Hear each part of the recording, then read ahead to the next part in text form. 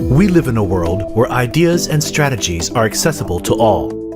But no matter how brilliant they are, they're not enough to make your organization successful. Success comes from disciplined execution, the complex symphony of actions your organization must carry out in complete sync.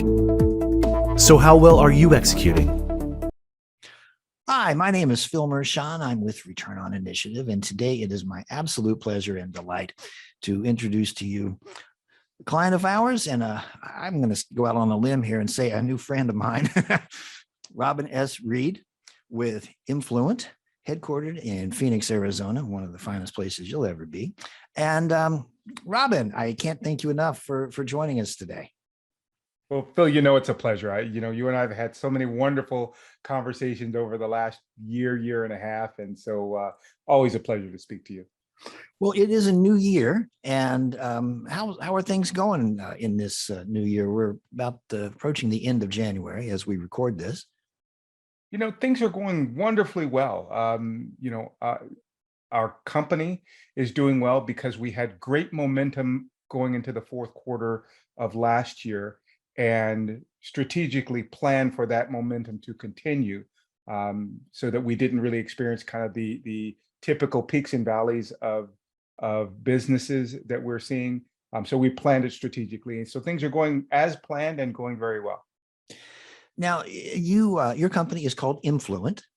Correct. Can you tell us a little bit about what you do and why you do it? Of course. So what we do, we are a corporate consulting firm. So we basically have three divisions of our organization. We have executive coaching, we have leadership coaching and consulting, and then we have workforce optimization.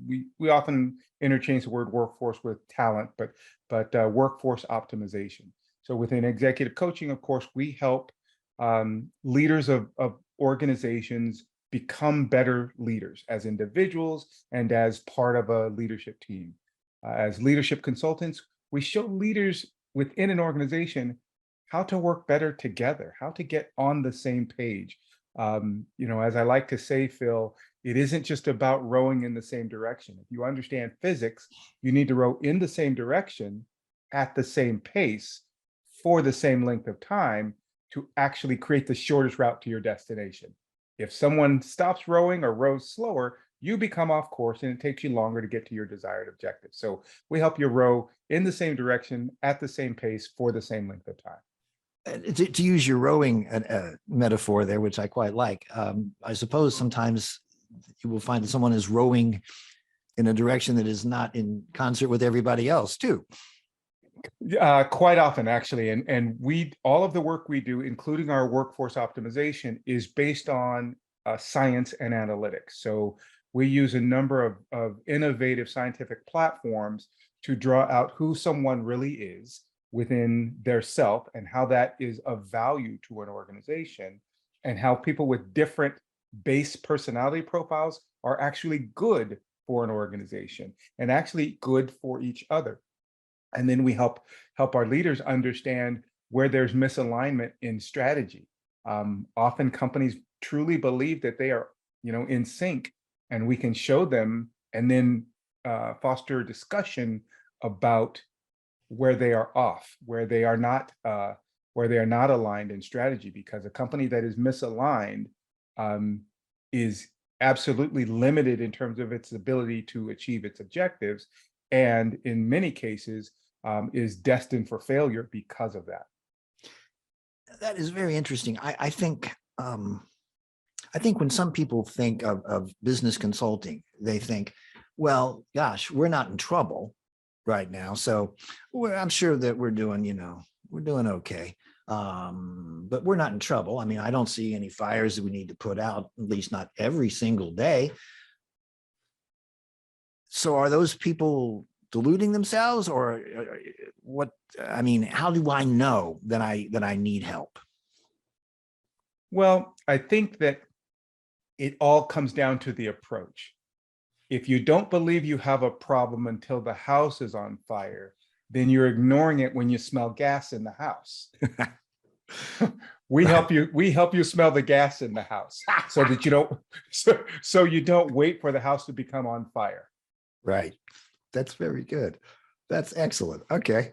Well, that absolutely answers that. I like that. You know, when you and I first started working, you introduced me to a term that I had not heard previously. I've heard it a few times since, but I'd never heard it before. And you made reference to it at the outset, talent optimization. I like that because I think personally, I think it's more descriptive of what we sometimes refer to as employees are really all about. There used to be an expression, you know, that hiring managers would sometimes use to their detriment. Anyone with a pulse. Mhm. Yeah. You don't hear that too much anymore. You don't hear that anymore. Nowadays, people are saying, no. That's what we don't want. What we want are, you know, people who are motivated, people who are feeling vested in our organization, and people who can not only be comfortable with the culture that pre-exists them, but also perhaps help that culture evolve in a nice direction. Am I even close to what we're talking about when you talk about talent optimization? Absolutely. So I want you to look at it like this. Think of it as a hammer, right? A hammer is a tool. Now, you can use it to crack a walnut, or you can use it to build a house. It does both, but one of them is a much better use, the optimized use of the tool. Now, what do you need for that hammer to continue to perform for you at its best? You need to take care of it. You don't leave it out in the sun so the handle splinters.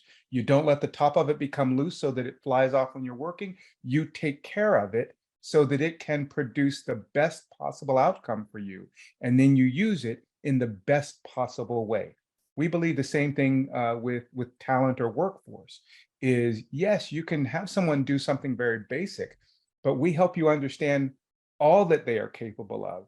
And when we are finding, at least in the work that we do, that when you see somebody for the full value they bring to your organization, and then you begin to utilize them for that full value, you're helping them with career development because they're growing and building within the organization. And B, they are feeling valued.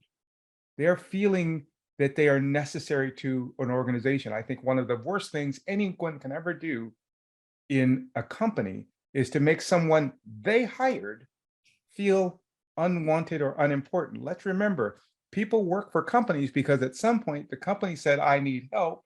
And the person said, I have those skills. So once you get them in there, you've got to maintain that belief that they bring value to your organization. And we help companies do that. Let's make this into a learning real life moment, if you don't mind. This is a real thing that happened to me yesterday.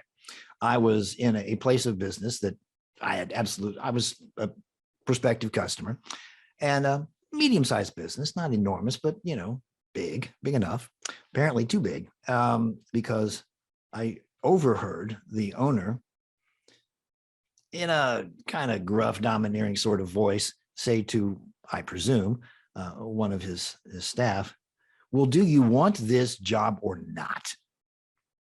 Now, I have no idea what preceded that, and I certainly don't know what came after that, except that the young lady he was talking to just sort of stared at him for a second in disbelief, then spun on her heels and disappeared from my line of vision. I have no idea, again, what that led up to, or what led up to that. But whatever it was, that seemed a pretty heavy-duty reaction. And it makes you think, well, it makes your mind wonder, well, I do wonder what happened before that. But I mean, that sort of ultimatum,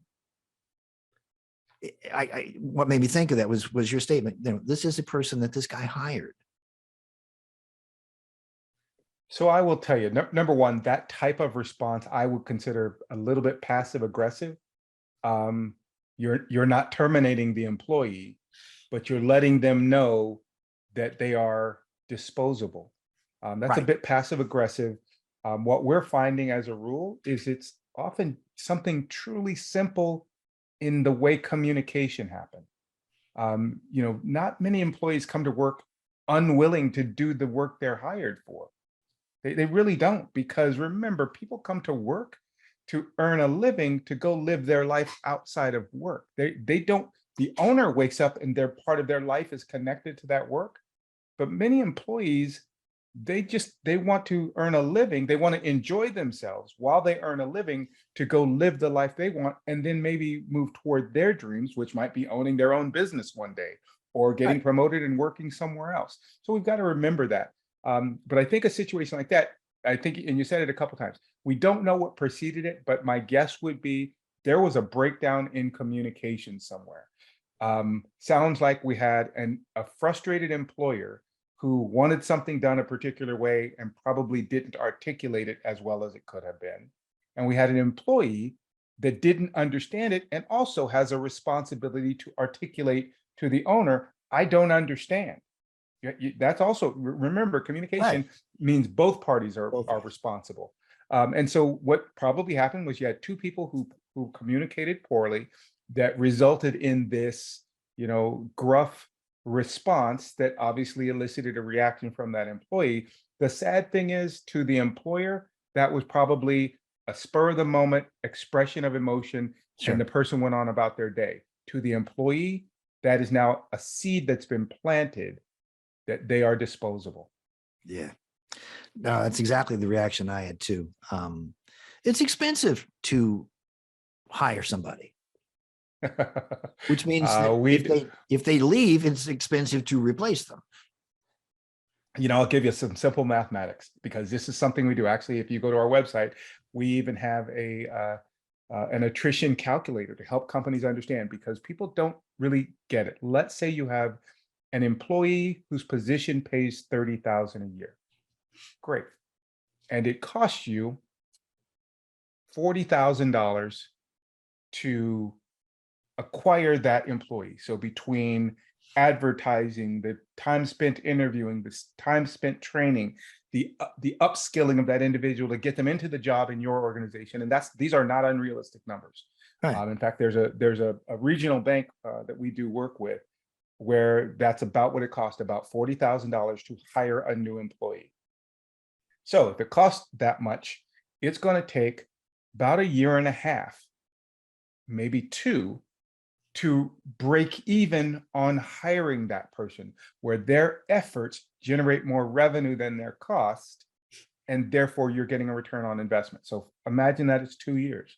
Well, if that employee leaves after 1 year because they were just unhappy, found a new place, then it now costs $40,000 to hire another one, but you had $20,000 you didn't recover on the last one. So now it's $60,000. So now it's 5 years, 6 years. And this happens, and companies with high turnover are getting to that place where they're never going to recover the cost of that position. And so what we're trying to do is help companies with retention, keeping that person. Sometimes it's elevating them and advancing them within your organization. Sometimes poor performance is just because you've got the right person in the wrong role, but you have the right person. We show organizations through personality assessments and behavioral assessments exactly that. Do you have the right person in the right role? Do you have a extremely introverted person answering your phones?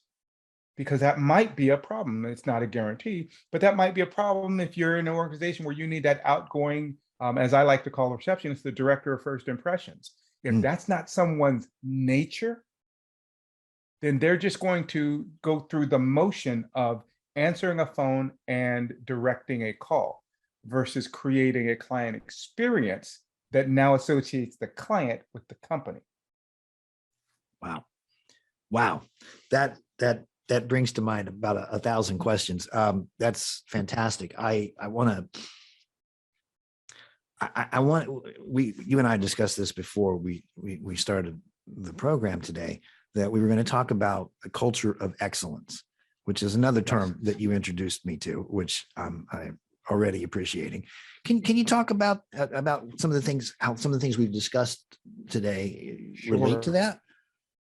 Absolutely. So this has been kind of in the marketplace for the last several years, right? Company culture, the importance of company culture. And I'm not disagreeing that company culture is vital to an organization, but I think we've been approaching it wrong. We've been approaching company culture as if I put a ping pong table in the lunchroom for my employees, I'm creating a culture. No, you're creating a benefit or an amenity, but that's not the culture of the company. And we've made our culture definition very focused on the workforce of the company. And I think that's starting in the middle. We need to start at the end and work backwards. So to explain it, let's remember why businesses are started.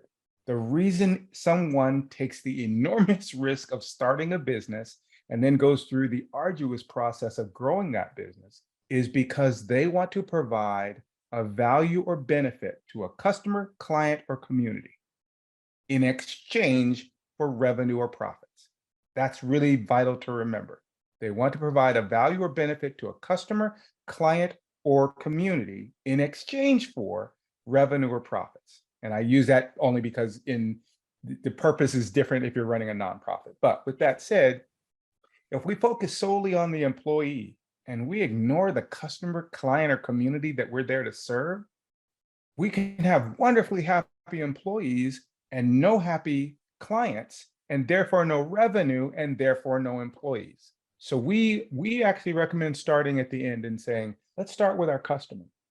What creates excellence in their mind? How do our customers have an excellent experience? And then you work backwards to your workforce and say, this is the excellent experience that our clients are asking for. What do you need as my employee to deliver that? Maybe you need to work from home 3 days a week. Okay. Maybe you need a desk. Maybe you need whatever it is you need. But we're clear now that the reason you need it is to help deliver this excellent experience. Then you go to that employee's supervisor manager and you say, what do you need to deliver this to that employee? And then you keep moving up the ladder. Then you go to leadership and say, what do you need to deliver this to management? And then you go to the CEO and say, what do you need as a CEO to deliver this all the way down so the customer sees the full benefit of your organization? That's how you actually create a culture of excellence. Everybody gets what they want and need, but for the same purpose, which is to deliver excellence to the customer. The easiest example on the planet to give is Disney. Okay. Everything in Disney is about the person who walks through those gates. Everything.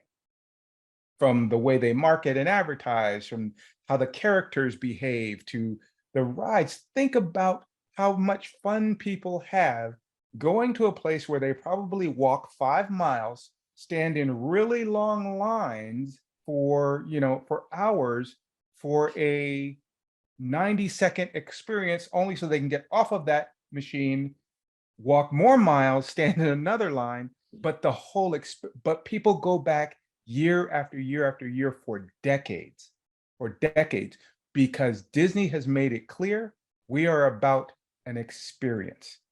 And we want everyone that we see to have that experience. So the way they do it is through the people that deliver that experience. So the person at the top can't just say, make everybody have a great time. It really comes down to how do we make everybody have a great time? And then they deliver to each level to create that. That's a culture of excellence. Since you said that, I seem to remember you and I talked about this once before about where does it begin? This culture, is it from the employees up, or is it from the top down, or how would a prospective client of yours begin to initiate that kind of culture? We would actually start with their customer or client and say, can you define what creates an excellent experience for your client? Because of course, if you can't do that, we know exactly where we have to start, right? If you don't know how to create an excellent experience for your client, you might be doing your business wrong. And we need to fix that first. But it's what is an excellent experience for your client? I was reading a great book called Upstream. And Upstream is about how you solve a problem before it's a problem. And how do we monetize that? How do we show value in keeping a problem from ever happening? Because what we've done is we created a whole business culture around solving the problem and charging you, for that. But an excellent example in the book that's given is that Expedia, the travel company, had a phenomenal system, right? People would go on, they book their travel, and somebody looked one day and said, "Gosh, we're taking like 1 million customer service calls a year, 1 million a year, and it's expensive." But the metric they built was, if the customer is satisfied at the end of the call and the call takes less than a certain amount of time, that's a positive experience, and we're going to compensate you. You're going to get bonused. You're going to be recognized for having a short and positive outcome. Okay, great. And they did this for years until somebody came in and said, "Wait, why are we getting so many calls?" And they did the research. And they were getting the call because people were saying, "I just want an itinerary of the travel I just booked." Because through all their other stuff, they had never said, "There's a button here to have this emailed to you." So they were calling, and then so somebody was just going online, clicking a button and emailing it to you. So you were adding steps. It was really expensive, actually. So all they did was change how the website worked so that when you were done, you clicked email and they sent it.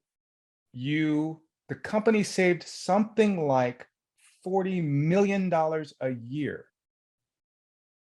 because they focused on the customer. That's what a culture of excellence looks like. When you start with the customer and how do you create that experience, and then you give the employee what they need, which was, "Hey, can you just put this on the website where they can do it at the time they book?" And now look what you did. You eliminated a lot of people hours doing a very basic task of emailing something and allowing others then to expand what they're able to do. Stop rewarding the fixing of a problem you created. Just don't have the problem. Just don't have the problem in the first place. Exactly. Wow. But gosh, we respond to it so well. Absolutely. It's we move toward our rewards. We move toward our rewards. So if the reward is fixing problems, then you're going to go look for problems. But if the reward is the fewer problems that exist, you will look for ways to avoid problems altogether. That is fascinating. That is just fascinating.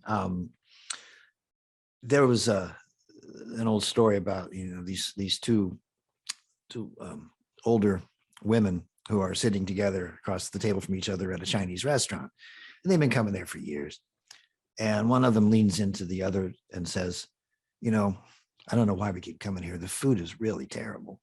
And the other one says, "I know, in such small portions."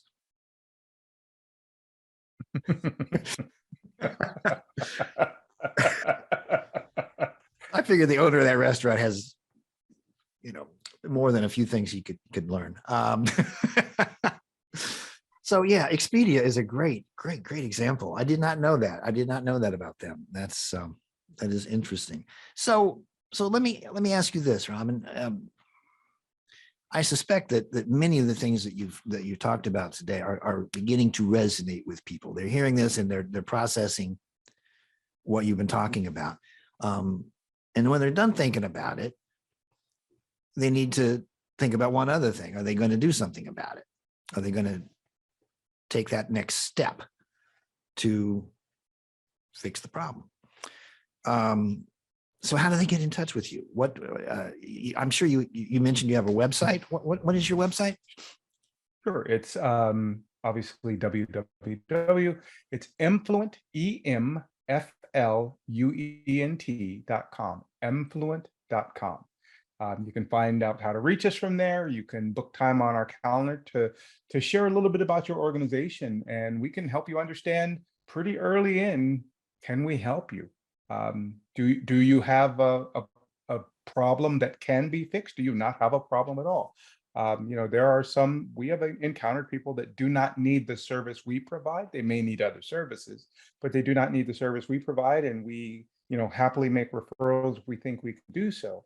But no, we really are focusing on helping helping leaders lead better companies. That's really the key. And Phil, in today's climate, that's vital. The workforce is becoming very clear as to what they want as their work experience. People are getting away from thinking it's a badge of honor to work 70 hours a week, right? That's one thing we certainly saw following the pandemic is people no longer thought it was something to brag about when you work for 70 hours. Right. So we know that employees want more reasonable balance of their time, but they also want to work for companies where they believe in the company's mission or purpose. Well, I don't know very many employees that say, I work there because there's a ping pong table, or I work there because I get to work from home. They work for some place because either they believe in the pay or it's because they believe in what they do. And ultimately, don't we all want to run companies where even the people that work for us believe in what we do and how we create value or benefit to those we serve? It doesn't really matter what your widget is. If there's someone in the world who wants and values and appreciates your widget, we should manufacture that widget, whether it's a service or not. We should manufacture that widget with that in mind. How do we create the best possible experience for someone relative to our product or service? And if we can start with what that looks like and then work our way backwards and see that everyone has everything they need to deliver that, I assure you, companies will succeed at levels that they had not ever anticipated. Wow. Robin S. Reed, one of the people I'm actually genuinely happy to call a client and a friend. And we have on the screen here how you can get in touch with Robin. Again, that's www.emfluent.com. And thank you very much, Robin, for taking the time to talk with us today. We very much appreciate it. Bill, I appreciate the opportunity, and it's always a pleasure to talk to you. Thank you. Why guess when you can measure? Schedule a call with us and regain the execution transparency and control that will free up your organization to work in sync and do what it does best.